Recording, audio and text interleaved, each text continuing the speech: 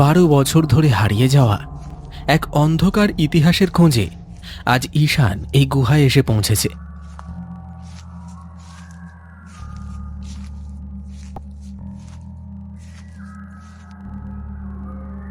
ভেতরে বেদির উপর ছড়িয়ে আছে প্রাচীন কিছু নিদর্শন, একটি ভাঙা তাম্রফলক, কালো পাথরের মুখোশ আর একটি বিশাল প্রাণীর খুলি।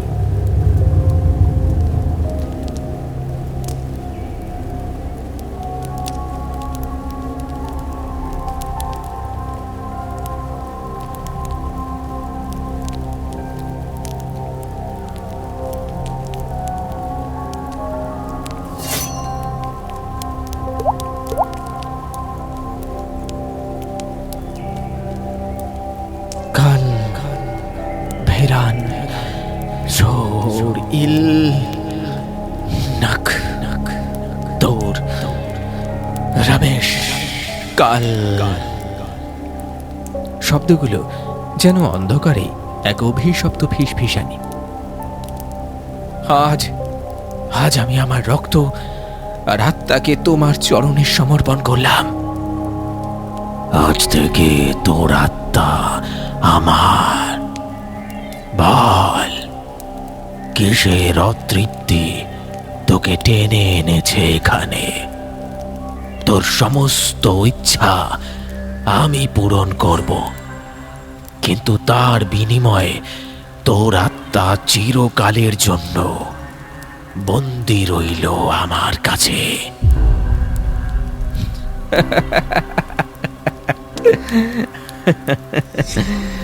গোটা 12 বছরের অপেক্ষা অবশেষে আজ আমার এই খোঁজের শেষ উত্তর পেতে চলেছি।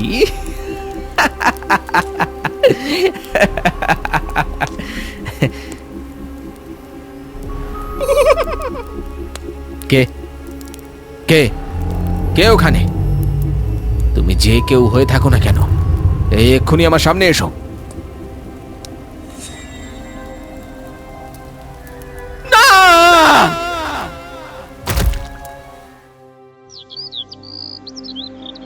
অনেকদিন আগে রারবাংলার এক বিস্তীর্ণ অঞ্চলে ছিল রুদ্রনারায়ণ চৌধুরীর জমিদারি।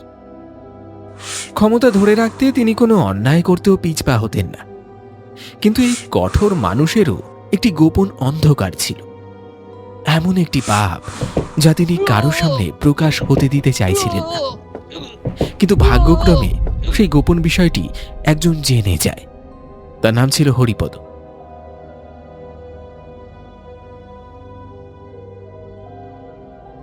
ছোটবেলা থেকেই সে জমিদার বাড়ির বিশ্বস্ত লোক।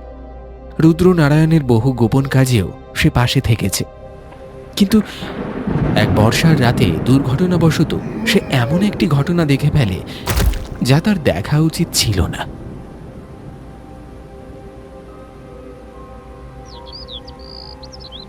পরদিন সকাল থেকেই রুদ্রনারায়ণের আচরণ বদলে যায়। তিনি বুঝে গিয়েছিলেন হরিপদ বেঁচে থাকলে একদিন সেই গোপন সত্য সবার সামনে প্রকাশ পেয়ে যাবে।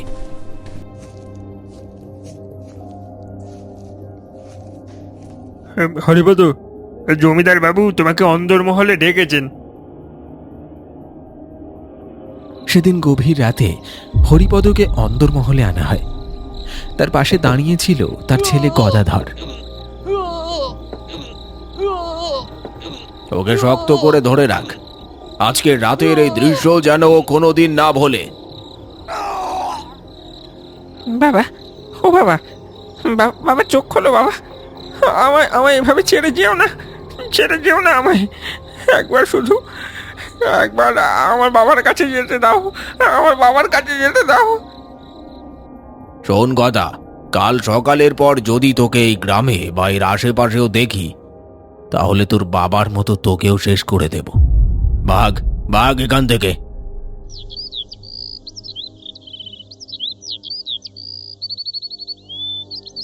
বাবা বাবা বাবা, একদিন আমি ফিরবো, শুধু তোমার প্রতিশোধের জন্য নয়, জমিদারের ওই গোপন সত্যটাকেও সবাইকে জানানোর জন্য।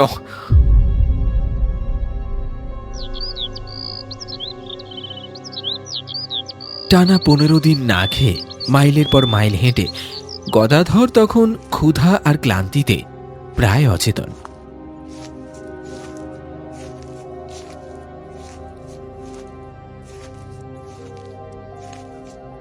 এমন সময় সে বিশাল এক প্রাসাদের সামনে এসে পৌঁছায়।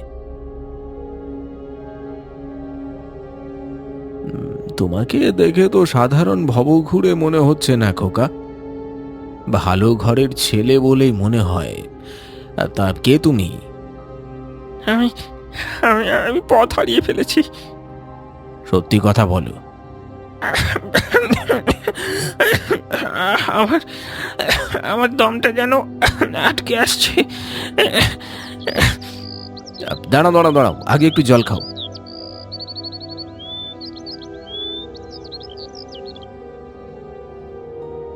এবার বলো তোমার নাম কি? আমার নাম আমার নাম গদাধর। আর আমি ঈশান। আজ থেকে তুমি আর একা নাও, আজ থেকে তুমি আমার সঙ্গে আমার বাড়িতেই আমার কাছে থাকবে। এসো আমার সাথে।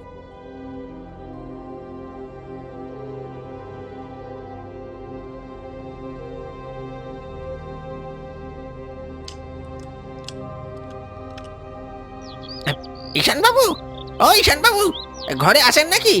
একবার বাইরে আসুন তো, অনেক বড় বিপদ হয়েছে। তুমি মন দিয়ে খাও, আমি একটু দেখে আসছি কি হয়েছে। কি হয়েছে? তোমরা সবাই একসাথে এভাবে হাঁপাচ্ছ কেন? ঈশান বাবু রক্ষা করুন, গ্রামে আবার বিপদ এসেছে। আজও গ্রাম থেকে মুরগি আর ছাগল উধাও হয়ে গেছে। এখন আমরা কি করব কিছুই তো বুঝতে পারছি না। এটা তো অত্যন্ত গুরুতর বিষয়। আপনারা একটু শান্ত হন, শান্ত হন, আমি দেখছি বিষয়টা। গ্রামের কেউ জানত না ঈশানই এই সব কিছুর পেছনে দায়ী। বহু বছর আগে ব্রহ্ম রাক্ষসের সাথে চুক্তি করে ঈশান আজ এই ধনসম্পদের মালিক, কিন্তু তার বদলে প্রায় সময় ওই রাক্ষসকে রক্ত আর কিছু প্রাণের বলি দিতে হয়। হ্যাঁ গদাধর, বলো, এবার তোমার গল্পটা বলো, কি ঘটেছিল তোমার সাথে? ওই রাক্ষস রুদ্রনারায়ণ আমার চোখের সামনে আমার বাবাকে মেরে জলে ভাসিয়ে দিয়েছে, আমাকে গ্রাম ছাড়া করেছে। আমি আমি এখন শক্তিশালী হতে চাই, শুধু ওই জমিদারকে নিজের হাতে শেষ করার জন্য। এই তো অভিশাপ থেকে মুক্তির একটাই মাত্র রাস্তা। যদি আমি আমার অভিশাপ আর চুক্তি এই ছেলেটার ওপর চাপিয়ে দিতে পারি তাহলেই। কিন্তু তার জন্য তোমাকে অনেক কিছুর বলি দিতে হতে পারে। তুমি কি পারবে তার বিনিময়ে তোমার বাবার হত্যার প্রতিশোধ নিতে? হ্যাঁ বাবু, আমি পারবো। শুধু ওই অত্যাচারী জমিদারের থেকে প্রতিশোধ নেওয়ার জন্য আমি আমি আমার প্রাণ দিতেও রাজি। তবে এসো আমার সাথে।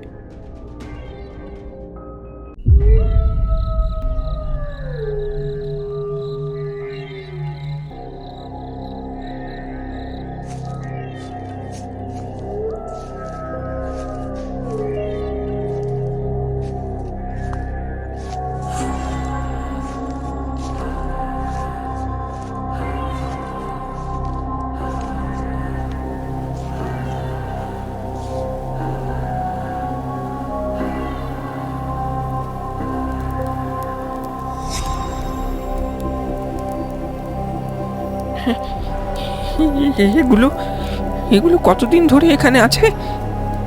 হয়তো শত শত বছর বা তারও আগে। এগুলো কার? সেই উত্তর খুঁজতেই তো আমি এত বছর ধরে এখানে আছি। আর এটা এটা কার মূর্তি? প্রাচীন লোককথায় একে ব্রহ্ম রাক্ষস বলে। ব্রহ্ম রাক্ষস? কিংবদন্তি বলে সে মানুষের লোভকে ব্যবহার করত। ধন, ক্ষমতা বা প্রতিশোধের বিনিময়ে সে চুক্তি করত। বিনিময়ে কি চাইতো? মানুষের আত্মা। আর একবার চুক্তি হয়ে গেলে এর থেকে বাঁচার কোনো পথ থাকতো না। তাই নাও, এটাই তোমার প্রতিশোধের চাবিকাঠি। এই পুঁথিতে জাগরণের বাণী এবং সিদ্ধি মন্ত্র লেখা আছে। আমাকে কি করতে হবে? শোনো মন দিয়ে। এই ধারালো ছুরি দিয়ে তোমার হাত কেটে রক্ত বের করবে।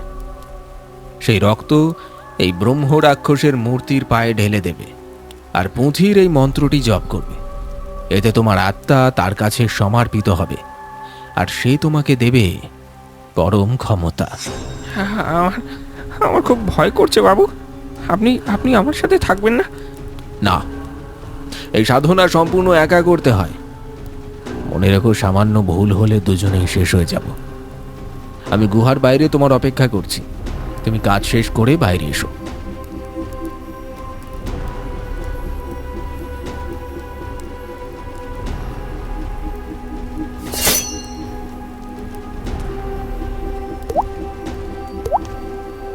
হং রক্ত পাইনি, অন্ধকার নিবাসিনী, জাগ্রত হও হে শক্তি, জাগ্রত হও। আমার আমার মনের প্রতিশোধের আগুন যেন তোমার শক্তিতে পূর্ণ হয়। মন্ত্র শেষ হওয়ায় প্রথমে কিছুই ঘটল না। গুহা জুড়ে এক শ্মশান নীরবতা। ঠিক তখনই অন্ধকার চিরে মূর্তির ভেতর থেকে ভেসে এলো এক দীর্ঘ গভীর নিঃশ্বাস। কে আমার নিদ্রা ভঙ্গ করলো? কে? আমি আমি গদাধর। আমি আমার রক্ত আর আত্মাকে তোমার চরণে বিলীন করলাম, আর আজ থেকে আমি যা চাইবো তুমি আমাকে তাই দেবে। বেশ, তোর আত্মা আজ থেকে আমার কাছে বন্দী হলো। যা, তোর মনের ইচ্ছা সব আজ থেকে পূর্ণ হবে। ঈশানের চাল সফল হলো। দীর্ঘ বহু বছর পর সে তার নিজের আত্মাকে সেই প্রেতাত্মার হাত থেকে মুক্ত করতে পারল। তোমার কাজ কি শেষ হয়েছে? সব সম্পূর্ণ করতে পেরেছো? সব শেষ। আমি আমার যা দেওয়ার তা দিয়ে এসেছি, আর যা পাওয়ার তা পেয়ে গেছি। কাল সকালেই আমি আমার গ্রামের উদ্দেশ্যে রওনা দেব। সেই অত্যাচারী জমিদারের বিনাশ এখন শুধু আমার হাতে।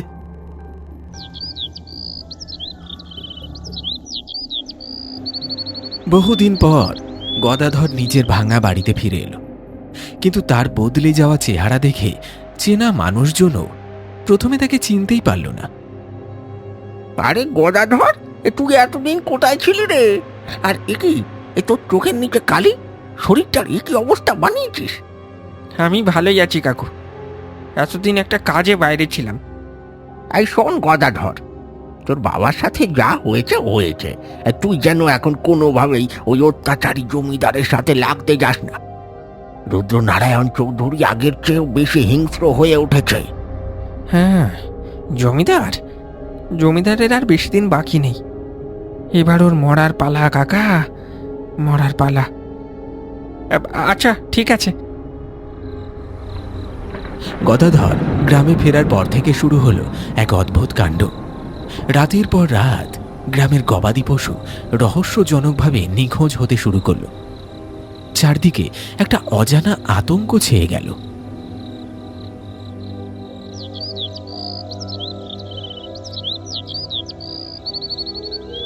জমিদার বাবু, রক্ষা করুন, রক্ষা করুন। প্রতি রাতেই গবাদি পশু হারিয়ে যাচ্ছে। একমাত্র আপনি কিছু করতে পারবেন। আজ থেকে গ্রামে আমার পাহারা বসবে। ওই পশু যে বা যারা চুরি করছে তাদের আমি চাবুক মেরে চামড়া তুলে নেব। এক রাতে জমিদারের এক লোক জঙ্গলে আগুনের শিখা উঠতে দেখে জঙ্গলের দিকে গিয়ে দেখে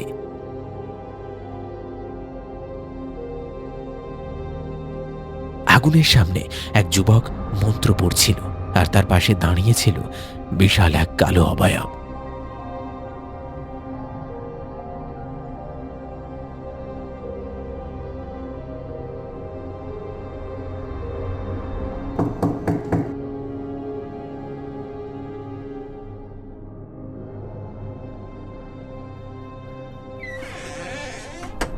জমিদার বাবু, একটা বড় সমস্যা এসে দাঁড়িয়েছে। জঙ্গলে জঙ্গলে এক যুবক আর এক ভয়ঙ্কর রাক্ষস বসে সাধনা করছে। কি? তাহলে কাল রাতেই আমি নিজে যাব সেখানে। গোপাল, নিতাই, হরনাথ আর রঘু, তোরা চারজন তৈরি থাকবি।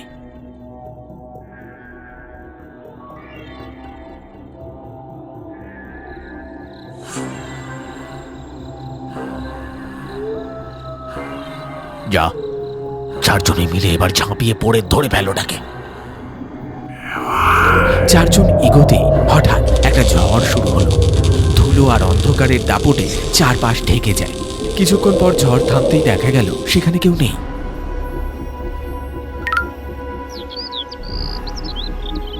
পরদিন সকালে পাওয়া গেল গোপালের ক্ষতবিক্ষত নিথর দেহ। আর তারপর দিন নিতাই, তারপর দিন হরনাথ আর রঘু। মাত্র 4 দিনের মধ্যে জমিদারের 4 জন বিশ্বস্ত লোকের মৃতদেহ উদ্ধার করা হলো।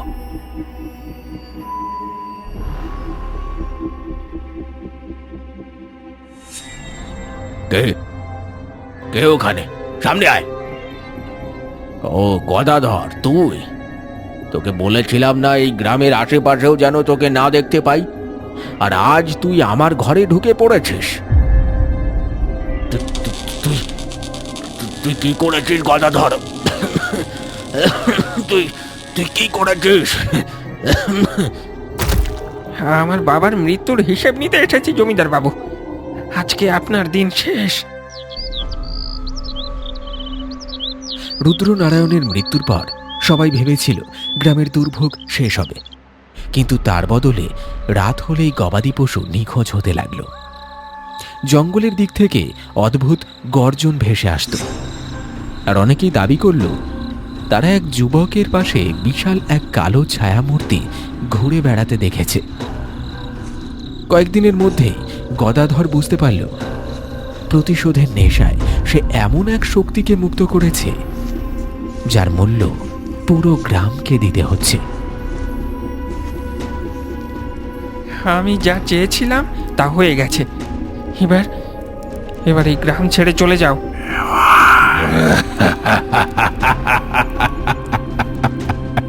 আমি আমি এখন আর যেতে পারবো না, কেন কেন যেতে পারবে না? কারণ আমার বিনাশ এখনো ঘটেনি। কথাগুলো শুনেই গদাধরের বুকের ভেতর যেন সবকিছু ভেঙে পড়ল। সে বুঝতে পারল প্রতিশোধের নেশায় সে এমন এক ভুল করেছে যার পরিণতি ভয়ঙ্কর। এই আমি কি ভুল করলাম? প্রতিশোধে অন্ধ হয়ে গোটা গ্রামকে রাক্ষসের হাতে তুলে দিলাম। এবার তো শুধু ঈশান বাবুই পারবে এই অভিশাপের হাত থেকে আমাকে বাঁচাতে। আমাকে আমাকে এখনই ওর কাছে যেতে হবে, হ্যাঁ এখনই।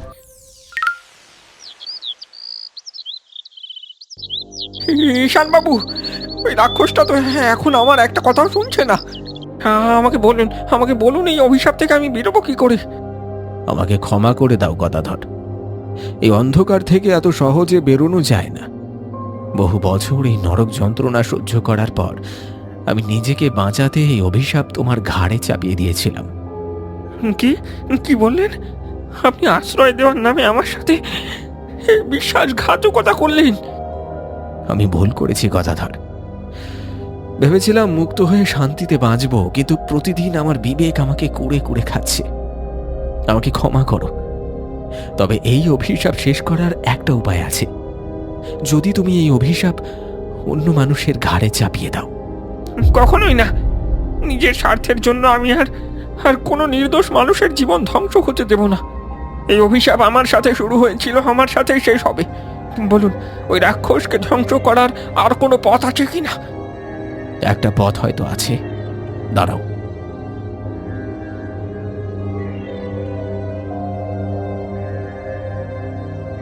পাণ্ডুলিপিতে লেখা ছিল ব্রহ্ম রাক্ষসকে সম্পূর্ণ ধ্বংস করা অসম্ভব, তবে 3টি প্রাচীন নিদর্শন তাম্রফলক, কালো মুখোশ ও শিংওয়ালা খুলি একত্র করে যদি 2 জন মানুষ নিজের জীবন বাজি রেখে রক্তবন্ধনের মন্ত্র জপ করে, তবে তাকে চিরকালের জন্য ওই গুহার পাথরের ভেতরেই বন্দি করা সম্ভব। কিন্তু এই প্রক্রিয়ায় সাধকদের একজনের প্রাণ যেতে পারে। ঈশান বাবু, আমি এটা করব। ওই 3টি প্রাচীন নিদর্শন একত্র করে আমি ওকে আটকাবো। দাঁড়াও, এই পাপ আমার গদাধর। প্রায়শ্চিত্ত করার সুযোগ একবার আমাকেও দাও। আমি গুহায় তোমার সাথে যাব। তাহলে চলুন একসাথে ওকে আটকাই।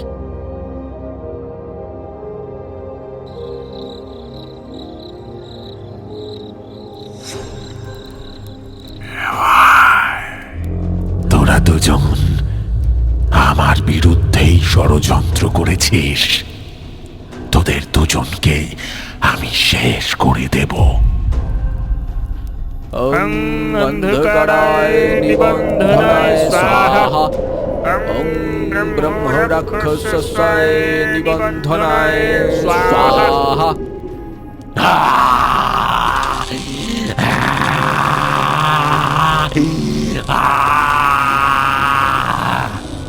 গদাধর, থামবে না, মন্ত্র পড়া বন্ধ করো না। আজ আজ আমার পাপের শেষ দিন। ঈশান বাবু, আমার রক্ত নাও, কিন্তু কিন্তু একে মুক্ত করো। অন্ধকারায় ব্রহ্ম রাক্ষসায় নিবন্ধনায় স্বাহা।